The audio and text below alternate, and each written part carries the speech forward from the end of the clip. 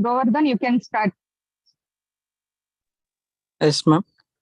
Good afternoon. I extend a warm welcome to each and everyone of you to Creative Weekend Talk of 110th episode. Myself, Govardhan, your host for this program. Creative is a group of people who are like minded and curious to gain new knowledge. Cree means creativity, and active means to be active. Creative means creative means to be active. We need to be creative. Knowledge Square is our tagline. Sharing knowledge increases our knowledge. The vision of Creative is to build constructive thinking on various domains. Our main focus is non textual, non academic, non syllabus concepts. Every Saturday, we organize online weekend talks on the Zoom platform and we live stream our program on our YouTube channel, Creative GBD. Creative is thankful to all resource persons for engaging us with their knowledge. This session is highly anticipated webinar dedicated to Aditya L1 mission, India's groundbreaking endeavor to explore the sun from the large Lagrange point L1. The Aditya L1 mission is a testament to human curiosity and scientific innovation. It represents the culmination of years of hard work, dedication, and collaboration among scientists, engineers, and researchers. Today, we come together to get know the inside knowledge of Aditya L1 mission. Today's topic of creative talk is Aditya L1, its mission and purpose. To present this, we have Mr. Srikar Pavan Tadepalli with us today. As Mr. Srikar Pavan T obtained its BTech in Physical Science from Indian Institute of Space Science and Technology, Trivandrum. He joined UR Rao Satellite Center in 2011, currently working as a scientist engineer in space astronomy of group of URSC. SC. We encourage you to actively participate by asking questions and engaging in discussions at the end of this session. His research we are very privileged to have you in Creative, sir. Over to you, sir.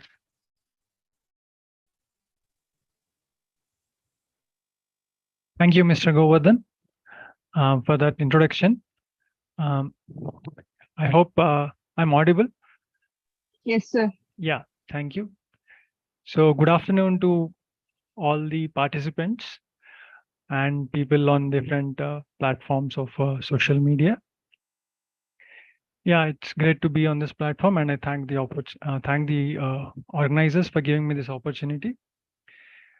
So, without any delay, let's just move on to the topic of today's discussion, and let me share my screen.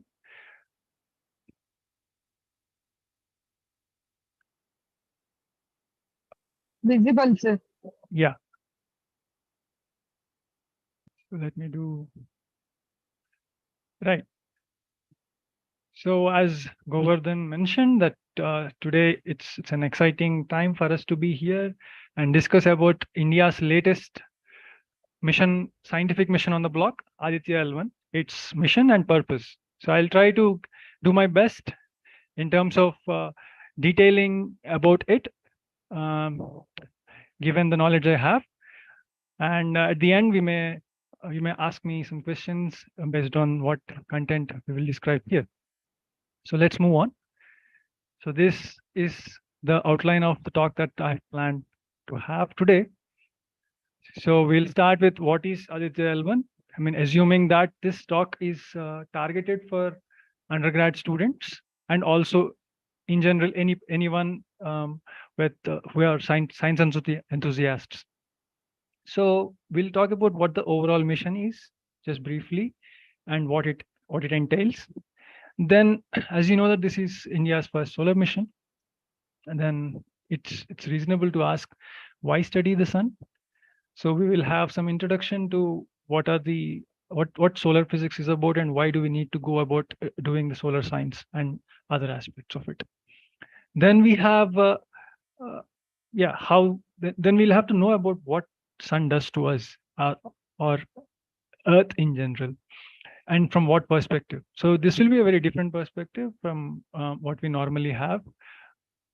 So that encompasses the realm of space weather, so which we'll talk about definitely. Then, given this context, then we will talk about the instruments that are on board Aditya L1. What are they? What do they aim to do, and what is their purpose? That gives a sense of a purpose for the entire mission of Aditya L1. So that's what I have as, and at the end, what to expect from the mission. So what are the objectives that the mission aims to do or aims to accomplish? So that is, with that, I would end the talk. So given this outline, let's jump to the first part. What is Aditya L1? So Aditya L1 is India's first solar space observatory, which will be located at the point L1. So yeah, we'll come to what L1 is. It's obvious to ask or pose the question what L1 is, as the name of the mission has it. So in this plot, I'm trying to show you, or in the schematic on the slide, I'm trying to give you an insight on how the mission trajectory is. So let's just zoom out to the space and then see where how the spacecraft is going to reach the point L1. So L1 definitely is a point out in space. We'll just come to that, bear with me. But the satellite trajectory or the spacecraft trajectory is shown in this way. So initially we'll have earthbound or Earth-centric orbit maneuvers, and then slowly there'll be a cruise phase, and eventually the spacecraft will reach a distance of 1.5 million kilometers from Earth to a point called L1, and it orbits about the point in a halo orbit. So Aditya L1 finally will be stationed in this orbit as I am moving the cursor. I hope you can see the cursor around the point L1. So that is how, or that is maybe why the part L1 comes into the name of the mission. So as you know that already the mission has been launched and is on the way to L1. We are yet to reach there. But then let's talk about what this L1 business is all about. So then that comes to our next slide, where we talk about Lagrangian points. So this is a picture that gives us an idea as to what it could be or what it is.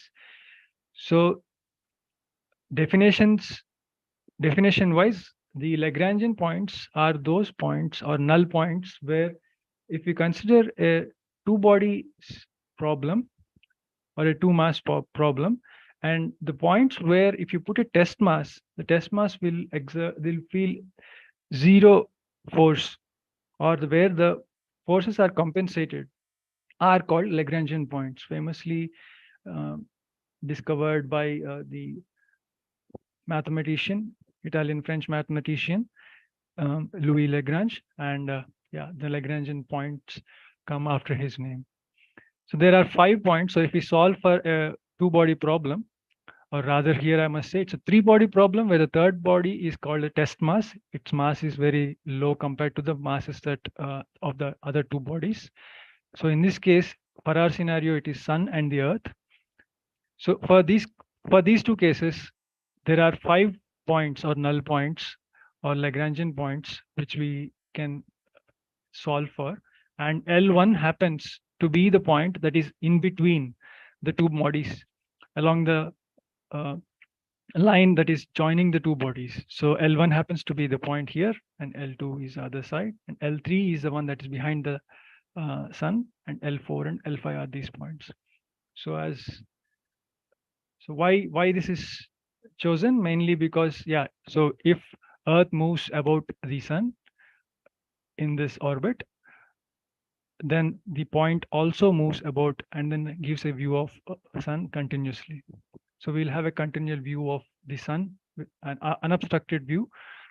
Had it been an Earthbound orbit, we would have had days and nights or eclipses based on what the orbit is. But L1 is not a geocentric orbit or an Earthbound orbit. It is actually in the heliospheric orbit. So L1 point is in the heliospheric point, and the Aditya L1 actually moves about or orbits about the point, and that's how the mission is planned. And then let's come to the part of uh, what what are the instruments that are there. Besides, it's a scientific mission. So scientific missions usually have a set of suite of instruments meant to do certain aspects of scientific observations. So in this case, for Aditya L1, we have 7 instruments: VLC, visible emission line coronagraph; SOOT, solar UV imaging telescope; Solexis, solar low energy X-ray spectrometer; Helios, high energy L1 orbiting spectrometer; Aspects, which is it's a particle analyzer, so meant for in situ observations; and PAPA, both are in situ observations; and a magnetometer. So these are the 7 payloads that have been built by these agencies listed here. So you can see that it's a multi-institutional effort, and it takes a long time to realize these instruments with the given specifications that they have. So, and these payloads are configured like so in the spacecraft. So as I mentioned, that spacecraft will be located at L1 in a halo orbit, always looking at the sun. So taking advantage of the vantage of Aditya L1, the payloads are configured such that the imaging payloads are always continually looking at the sun. So this is the sun facing panel. So SOOT and VLC are imaging instruments. So they always look at their apertures are always targeted towards the sun, and the other in situ payloads like PAPA and Aspects are mounted such that they have a clear view of the incoming in situ particle radiation from sun. And then we have Helios and Solex, which also look at the X-rays from the sun. So they also have a clear view of the sun always.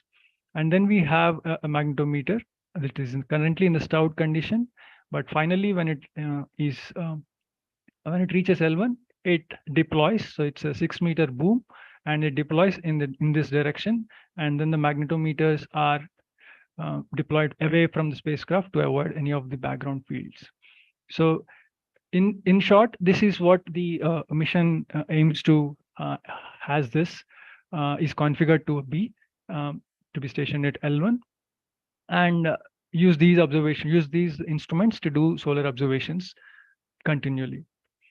But then we'll come to the next part: why study sun?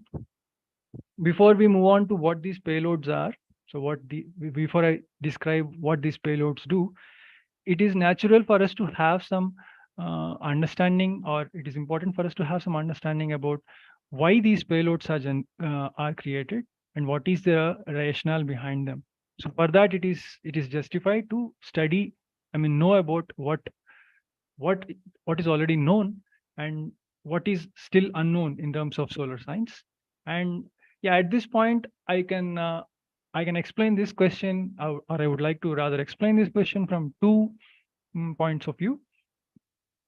One is, let's take a purist view, and other a pragmatic view. So a purist view would be like, yes, sun is a host star, and for the sheer intrigue and the essential science of it, to understand the universe better, we would like to know more about the sun, which is it's a plasma laboratory, natural plasma laboratory that is there, and know what is the machinery that's working inside the sun that's causing it to behave like what it does or how it does. So it is, one can take that route and say, yes, that is one of the reasons why we do science, right? So it is one of the reasons to quench human curiosity and to enhance our understanding of the universe. So that is one of the views. But then a pragmatic view would be, yeah, so what does it do to us, or how does it affect us? So we'll talk about both the views, one after the other. So the Aditya mission tries to fuse both the views, and then utilize and do the science from the observations of the payloads, as well as give some insights to how sun will affect us. So there are both. It's a, yeah, it takes it takes both the views into pertinence, and then it fuses in, and then that's how Aditya mission has come about. So let's go with the first view as to understanding the sun better. So what is already known is, I think, is shown in this figure, but frankly, there's much more to it than it's just a very abridged version of what we know about sun. So let me start from the core of the sun.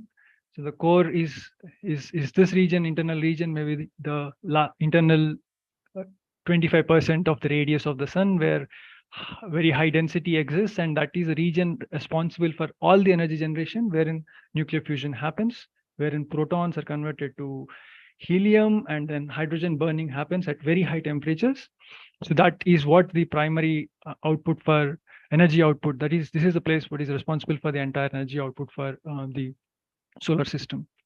So from here emanates the X-rays and gamma rays due to the nuclear fusion, and that pass through the radiative zone, and that constitutes the rest of the 30% or so. And then the last zone is called the convection zone, which is basically a churning kind of a zone, which convects or transports the energy using the convection, the process of convection. Basically, how plasma is transported or energy is transported using plasma and magnetic fields onto the surface, which brings us to the surface, which is the photosphere. So photosphere is considered to be the region of the surface of the sun, which, although it's a gaseous body, we have to say that, yeah, it's all gas and rather it's plasma. So there is no surface to it, but yeah, it is mostly it's annotated as the surface of the sun. Which is called photosphere. Then we have next the higher regions of the atmosphere of the sun, called chromosphere, transition region, and the corona, as shown here. But then there are several other interesting features like sunspots, the transient features like flares and prominences that actually can be that are transient events, which can give out some output from sun, and which can pass through the entire solar system or heliosphere. So these are some of the, this is basically the internal structure of the sun. But what is intriguing will be very much shown in the next slide. So here, this plot tries to give you the temperature and density profiles of the sun from the photosphere, from the surface into the atmosphere of the sun. So this is the, on the x-axis is the height. So as we go about in the higher from the surface to the, in the atmosphere, into the atmosphere of sun, you see that the temperature slowly increases up till photosphere. You know that the photosphere temperatures are 6,000, around 6,000 Kelvin, and then slightly increasing temperatures in chromosphere. But then there is a sudden discontinuity at this point, which is called the transition region. It's a very intriguing region, which perturbed and which intrigued the solar scientists, have been intriguing the solar scientists all along. And there's a sudden shoot up in temperature. Now the temperature in the corona is almost 1,000,000 Kelvin. So usually if we think of planets or other bodies, or general intuition says that, yes, at the core or the center would be the which center of the radiation input or the radiation output would be the highest, the temperature region. And as you go out, the density falls off, and then basic thermodynamics says that, yes, the temperature should fall off. But in spite of our understanding from our fluid mechanics, and then the planetary, we're taking examples of our own planet, planetary atmospheres, the solar atmosphere is a totally different beast compared to any of the other regions that we have envisaged till now. So the coronal temperatures are much higher, greater, in fact, a few orders of magnitude greater than the photospheric surface temperatures. Imagine, yeah, if we can give the analogy to Earth, the surface temperature of the Earth is 17 degrees, and then the ionospheric temperatures are 1,000 degrees. So yeah, something like that is happening in sun. So this is one of the things that this is one of the points of research as to what is happening there. And the other point of research would be the transient phenomena. I missed it. So when do these prominences come about? And what are these sunspots, and how are they being formed? And do they have any transients? So yeah, I'll come to the transients later when I speak of space weather. But yeah, there are several processes that are happening. It's just not a inactive ball of plasma. So sun is very active. There are many magnetic processes, plasma processes happening. So one view, the main view is to understand these. So that is why one of the such missions like Aditya L1 and other solar missions are needed. So that is one of the views that uh, the scientists have, or the scientific community uses to understand. I mean, to generate the justification.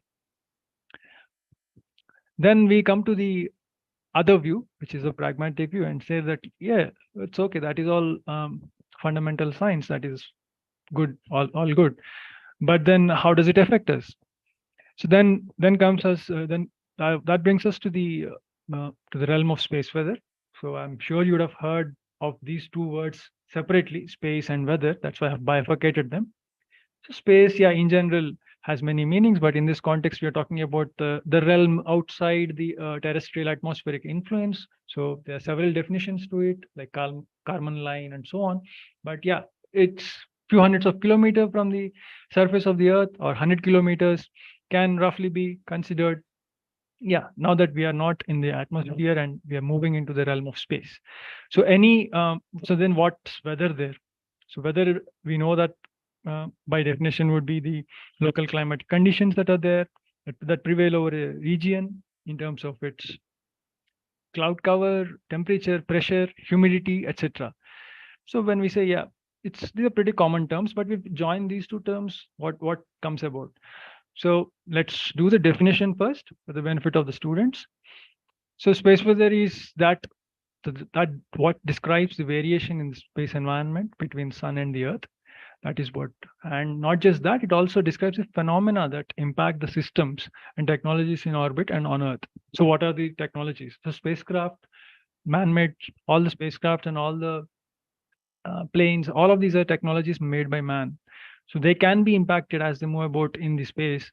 Not just the space, but even, yeah, it has far-reaching effects. We'll come to that later, but far-reaching effects even into the underground cables that are laid in the oceans and so on. Then space weather can occur anywhere. So these impacts can happen anywhere, right from the surface of the sun to the surface of the earth and even beyond. So what is the extent of it? Where does it occur? So this is an artistic impression of the entire heliosphere. So heliosphere is a sphere or the region that where solar influence exists. So imagine that this is the center of the sun moving about into in the galaxy or Milky Way. The sun rotates and even traverses in the Milky Way. As it does, it forms a sphere of its influence, to which it can extend its magnetic field or plasma, and this is what we can call as heliopause. So the region, maybe it's around 100 astronomical units. Yeah, so this is the region, entire region that we're talking about, that space weather can be there. So not just at Earth, which is called terrestrial space weather, it can be at different planets as well as in the interplanetary medium. So this is the region that we're talking about, and when it pertains to the Earth, what does it do? So how the sun affects the space weather at the Earth specifically. So this slide captures that. So on the left side, you can see sun does a lot of things in terms of solar flares, coronal holes, sunspots, and solar cycle. So these are the emissions. Basically, there are certain processes and phenomena that are emitted from the sun. They are transients, or even they can be static events, or I would say persistent events that are there, like solar wind, and transients like CMEs, that when they propagate into the interplanetary medium and then hit the region of geospace, which is the geomagnetosphere, then they cause several phenomena in the region of the geospace, causing several aspects of several processes or effects that we will, yeah, come to later. But yeah, they are listed here for the enthusiasts. Like aurora definitely are an effect of this. So the polar aurora that we see are caused due to the emissions from, not primarily, yeah, one of the prime movers are the radiations coming from the sun.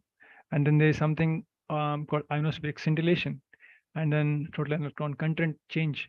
And then, as I mentioned, the ground induced currents Even underground cables can get have induced currents in them, causing them to malfunction. So there are ways in which sun does something. There's some activity on the sun or inside the sun, and then some spews out some stuff which can affect us in terms of our technology or infrastructure. I would say infrastructure. That would be a better word. And that's what we will be worried about from a pragmatic perspective, and that is why the word space weather concerns us. So in what ways? In what ways? So let's list down in what are the different ways in which we this whole space weather or the sun affects us. One way is through the solar wind, as shown in the previous diagram. I'm just trying to zoom into each of the aspects one after the other so that we will get a better view of what sun is doing, and that is changing the space weather. It is just like yeah, ocean currents or the ocean causing a hurricane that will go towards the coast and then rattle the coastal areas, something like that.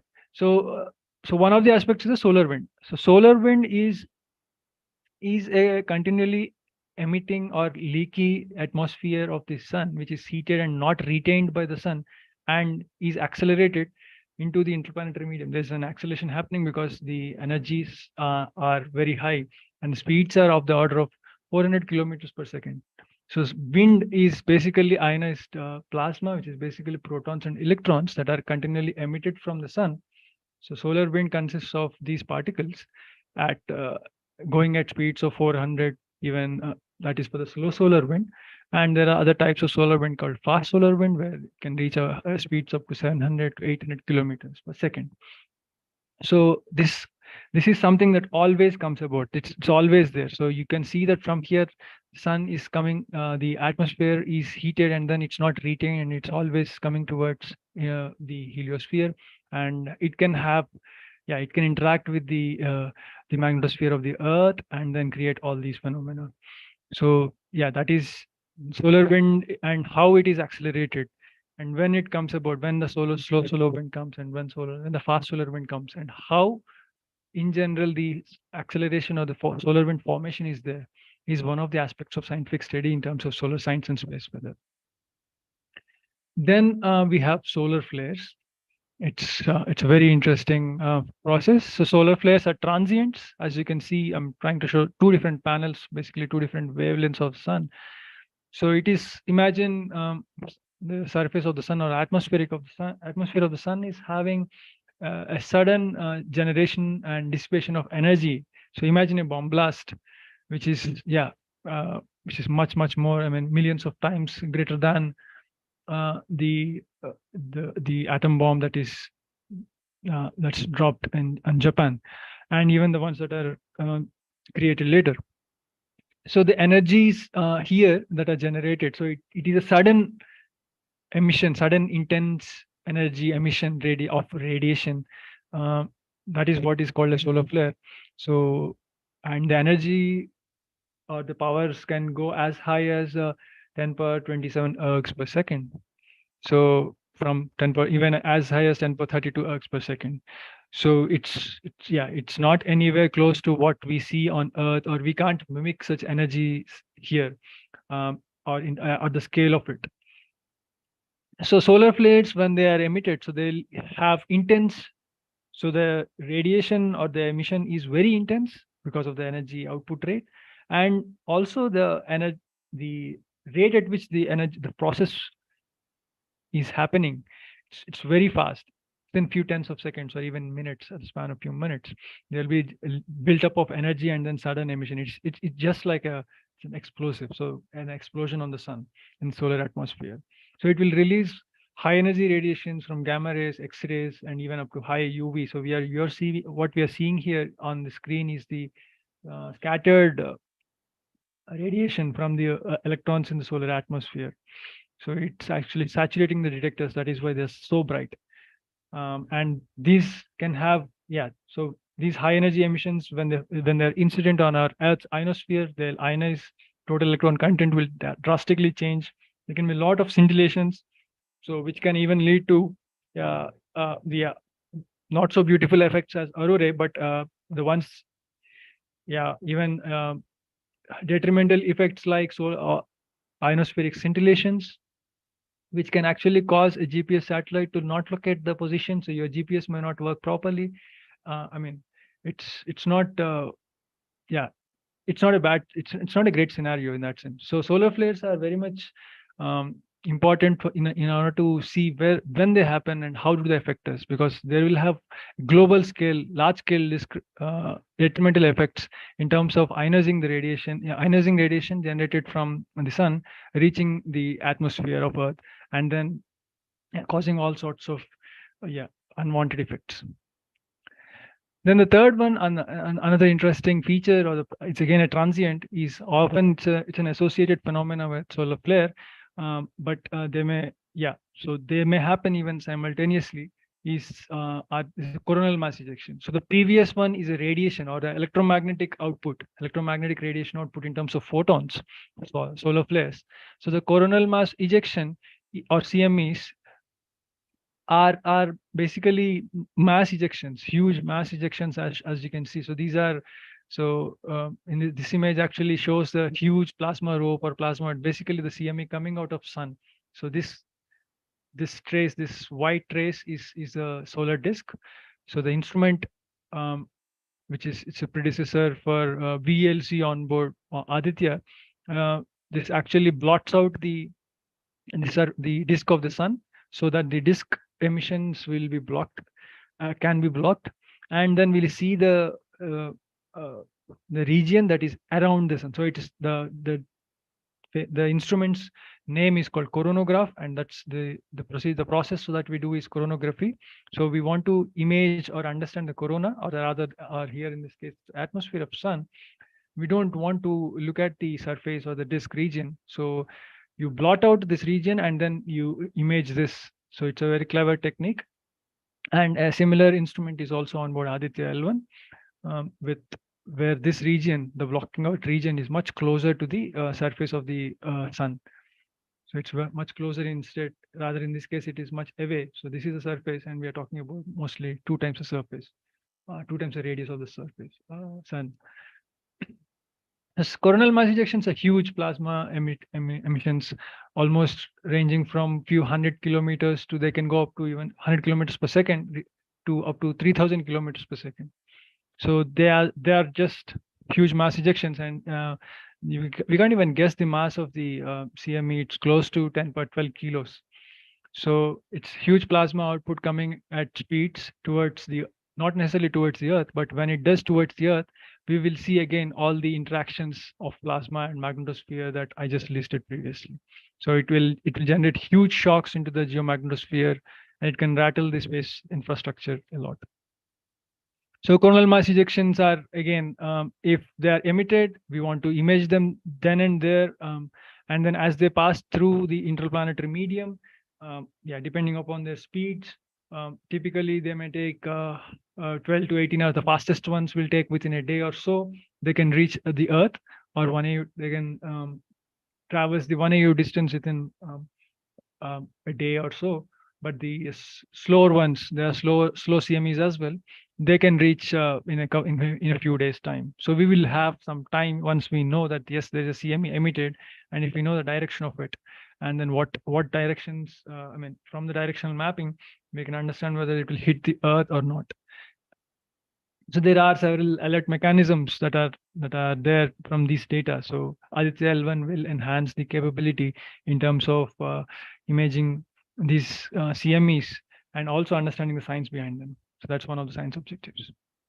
Yeah, this is just a cartoon showing the CME propagation. So previously was the captured image. So if, let's say, the CME rope is actually pointed towards the Earth here in this case, so it expands in this yellow tracer, like as shown here, and you can see that it actually pushes all the magnetic field lines and then bursts its way into the interplanetary medium, and it can hit the Earth just like a storm.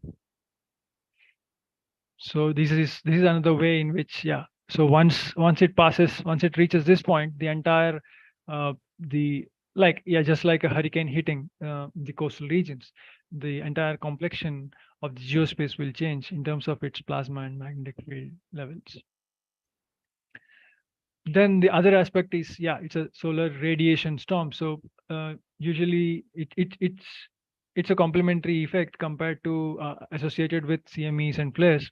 So huge particle acceleration happens at the sun, and then it gets emitted in the form of radiation storms. Basically, these are electrons and protons and energetic particles that get energized into the interplanetary medium. It has a very similar complexion to that of a CME, but they are different. They're definitely different events compared to.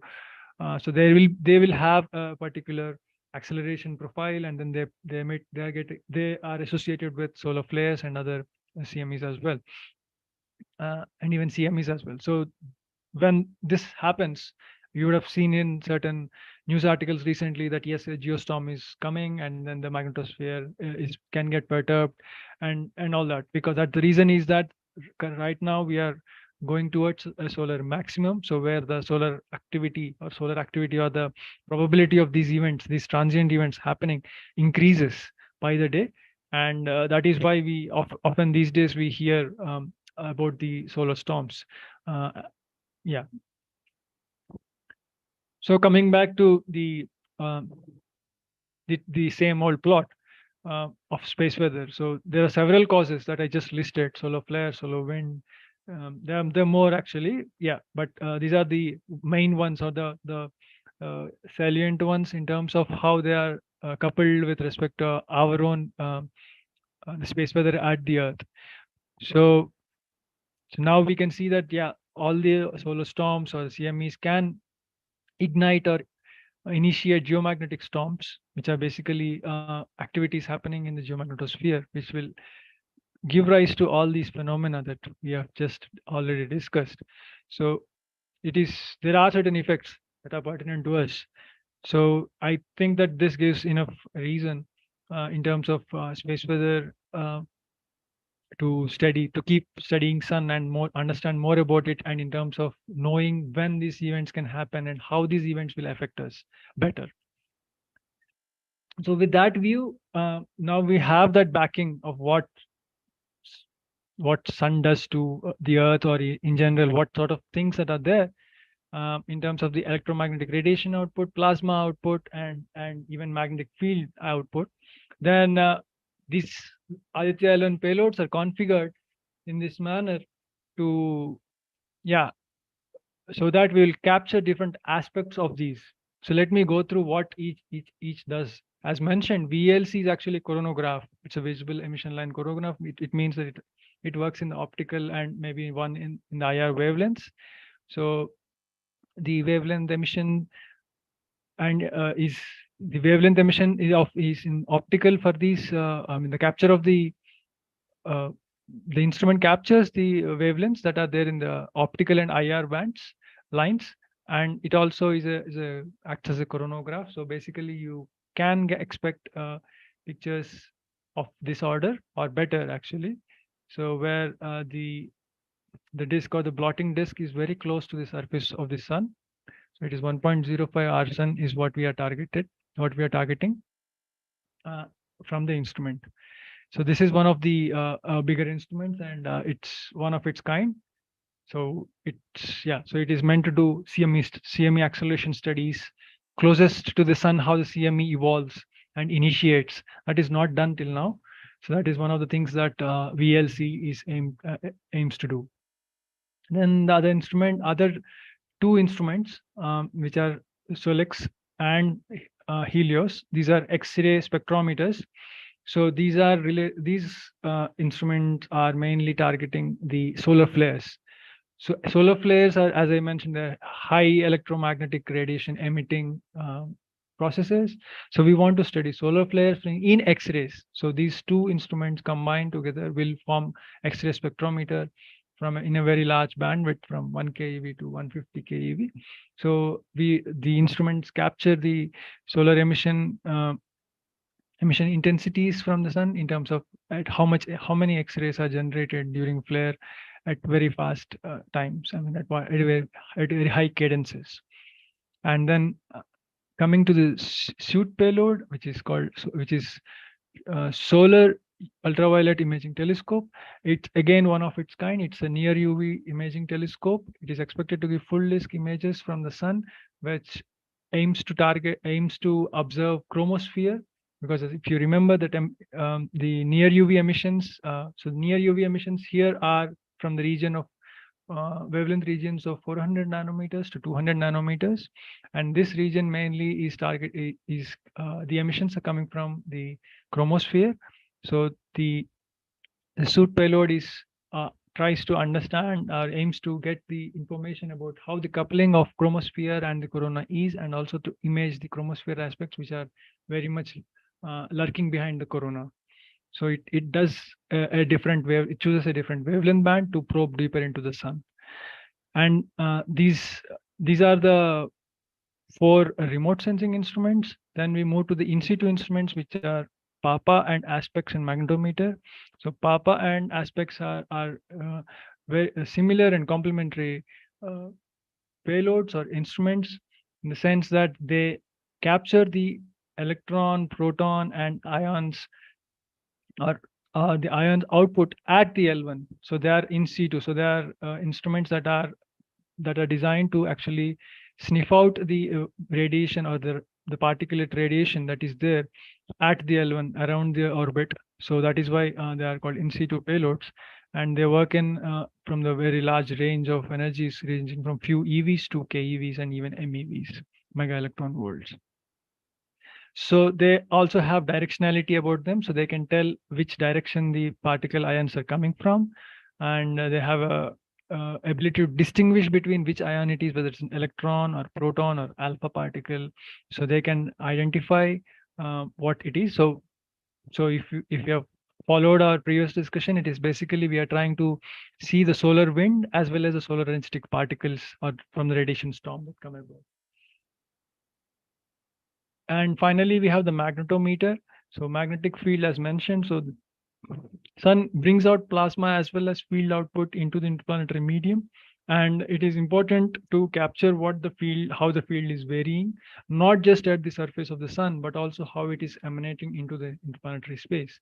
So magnetometer is that instrument which gives us vector output of magnetic field, both in all 3 axes, Bx, By, Bz, at the spacecraft level at L1. So these 3 are the in situ payloads, PAPA, aspects, and magnetometer, and the other ones are basically the ones that capture the electromagnetic radiations in different bands and try to understand the sun.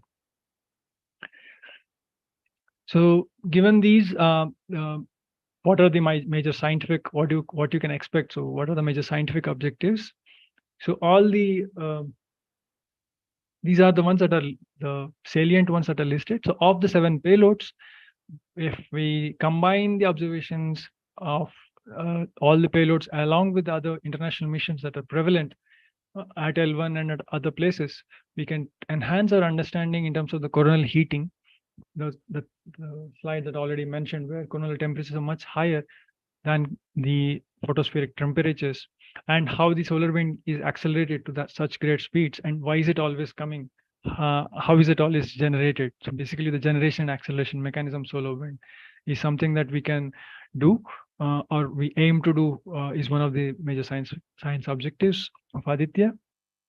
Also, the second aspect relates to the space weather aspect that we talked about in detail, mainly how the CMEs are initiated, accelerated, and how these flares are generated, and then how do they affect us in terms of near Earth space weather, right?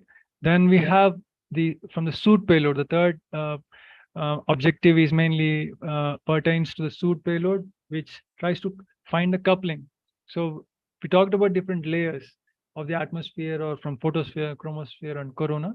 But how do they get coupled in terms of that energy, how that energy is transported, and eventually how it's a magnetic environment, and how the magnetized plasma behaves and how the energy is transported is something that is still an active area of research.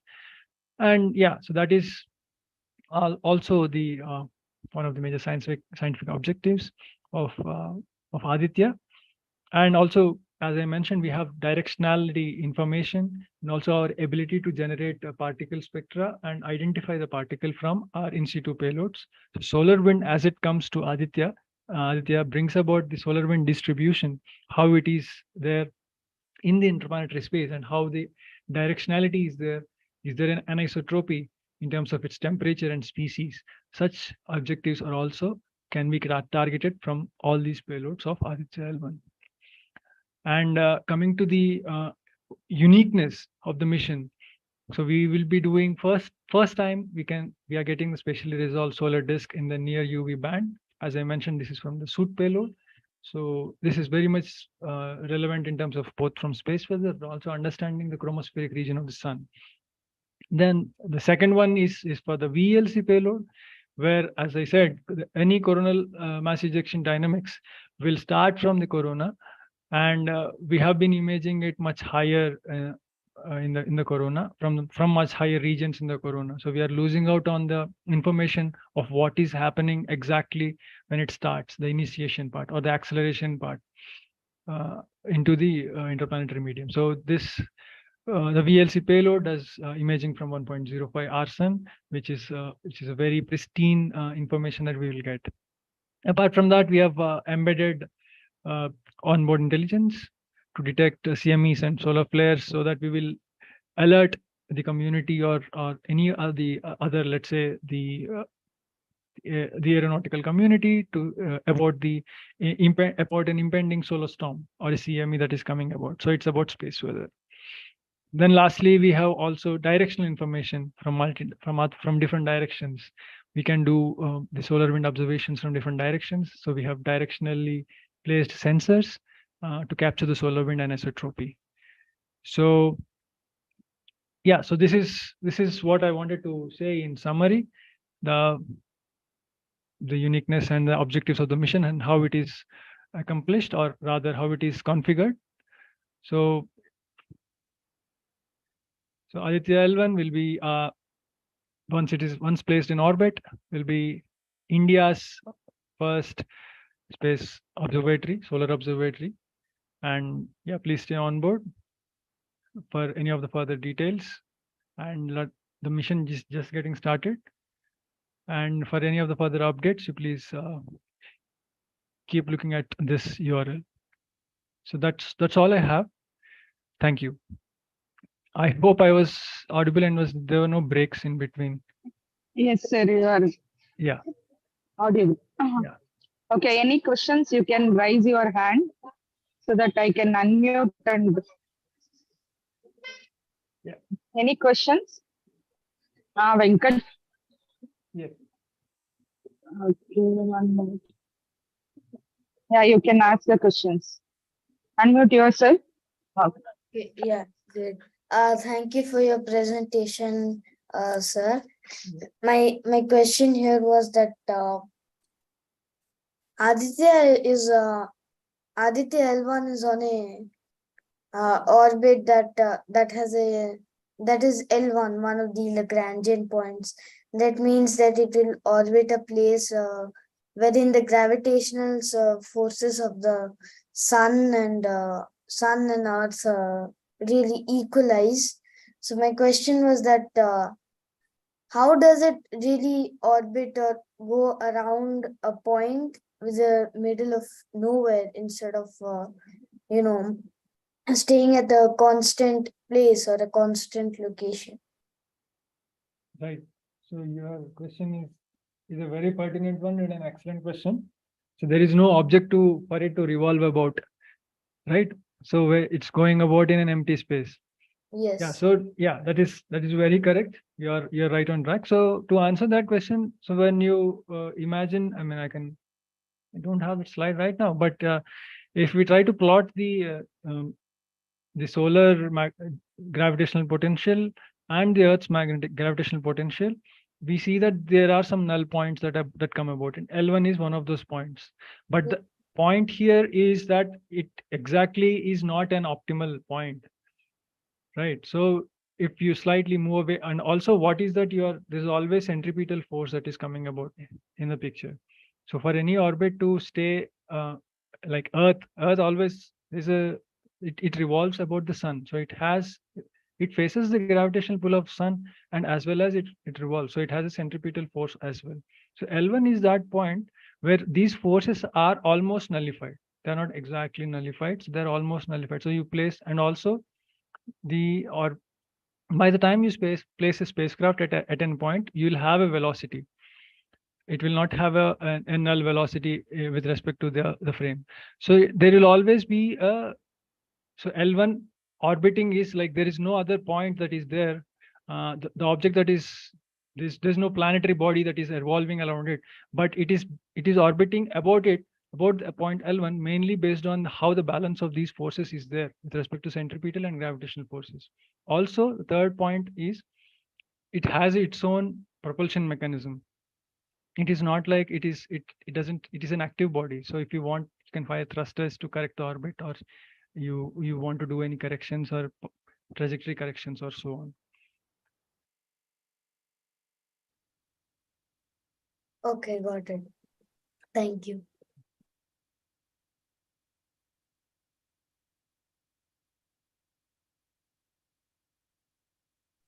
Next question you can ask Nikhil.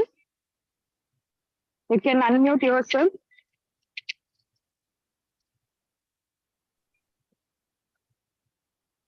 Go ahead.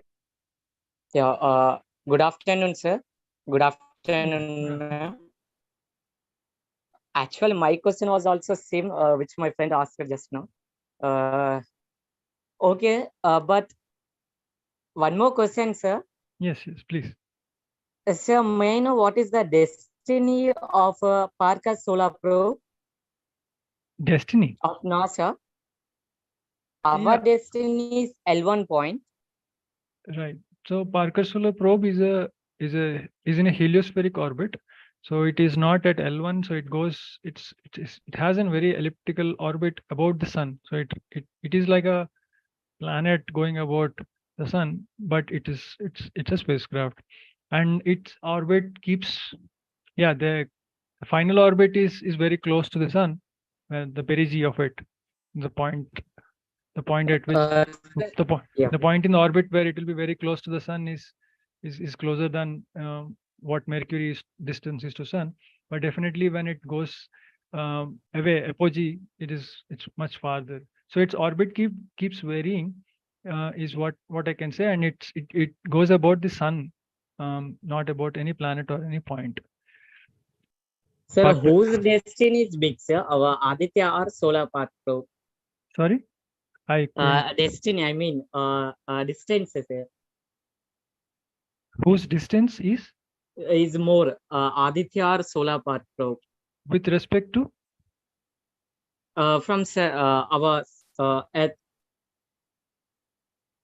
Okay, Sir, so I mean, so from for Aditya, we have seen that from Earth it is 1.5 million kilometers, so 15 lakh kilometers from Earth, yes, sir. and it is 1% of 1 AU. So we are going one step out of the 100 steps towards the sun, and then parking our spacecraft, going about an imaginary point, and then observing the sun. That's what Aditya L1 is doing. Parker Solar Probe is actually going about, as I said, is an elliptical orbit. So its distance with respect to Sun and Earth keeps varying depending on which part of the orbit it is in. So yeah, it can get closer to Sun at times, and it can go farther. So it's an ellipse that it is tracing. Okay, sir. Thank you. Yeah. I thought, sir, that Solar Park Probe is also maybe placed at L1 point. No, I thought that. no, it is not. It is not. It is in a heliocentric orbit. Yes, sir. Okay, sir. Thank you. Yeah, thanks. Thank you, sir. There one question in chat box Yeah, from PG students. sure. Yeah, I can see that. So the question is, does sun behave like magnet as it has only hydrogen and helium composition? Does sun has magnetic field, intrinsic magnetic field, like any of the stars? So it has a global field and it has a local field as well, as because all the prominences or sunspots and all are actually remnants of those magnetic fields. So sun is definitely has Yeah, all the magnetic fields. So magnetic fields are, in fact, if you ask solar physicists, they say that magnetic fields of the sun are the cause for all the activity that we see about. So solar flares or CMEs or so, basically everything is magnetically tied. But your subtext in terms of, as it has only hydrogen and helium, so it doesn't just have hydrogen and helium. Hydrogen and helium are the major. So for any star in the main sequence, hydrogen is the main component, and hydrogen burns to become helium. So if you study stellar evolution, stellar structure, you'll find out that these are the two main elements, but there are other elements in smaller quantities or smaller percentages as well. Also, yeah, that's mainly it. So also we have to understand that sun is a second generation star. So it means that we are sun is formed from remnants of supernova of previous star of sun or sun in our galaxy. So it is not a primordial, not exactly the primordial composition. So it is actually formed from the remnants of another previously previous generation stars in the solar system.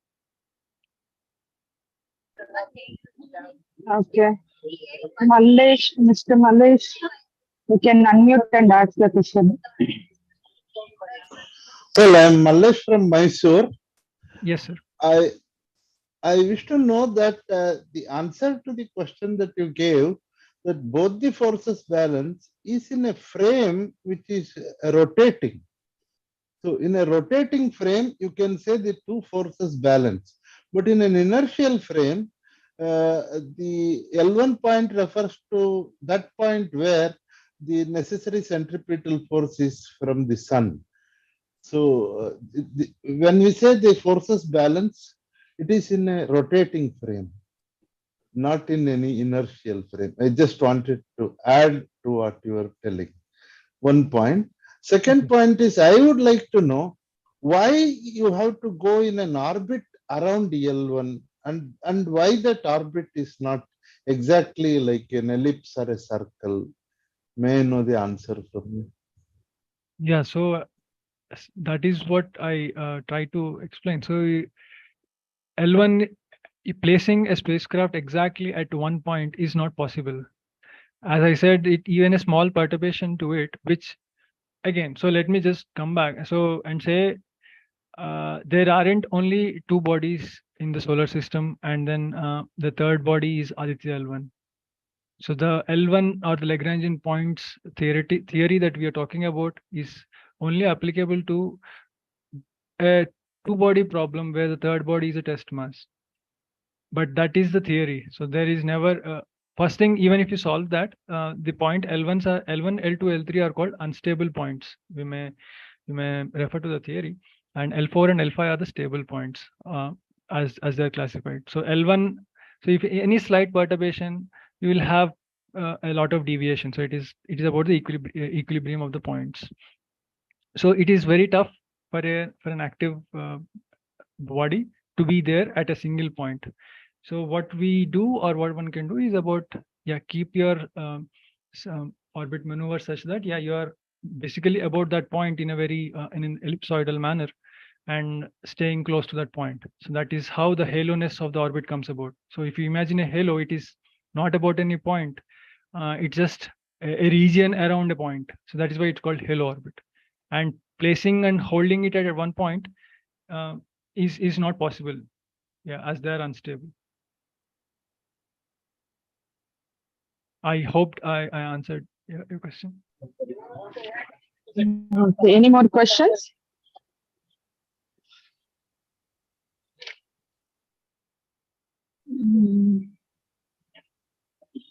Any more questions? You can discuss with the. Okay, one more.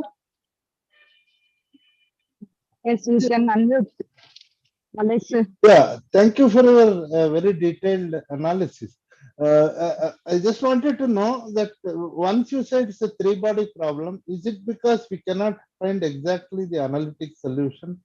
So there has to be some approximation. Is the approximation coming from theory, or is it coming from any fluctuations in the actual, I mean, structure that once you are in the orbit?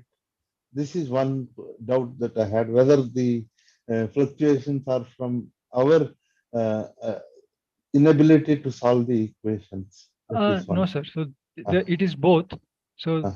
so if Venus passes by, or let's say a close, there are Mercury, Venus, and other planets. In fact, Jupiter, the position of Jupiter, all of them are massive bodies which can't be ignored.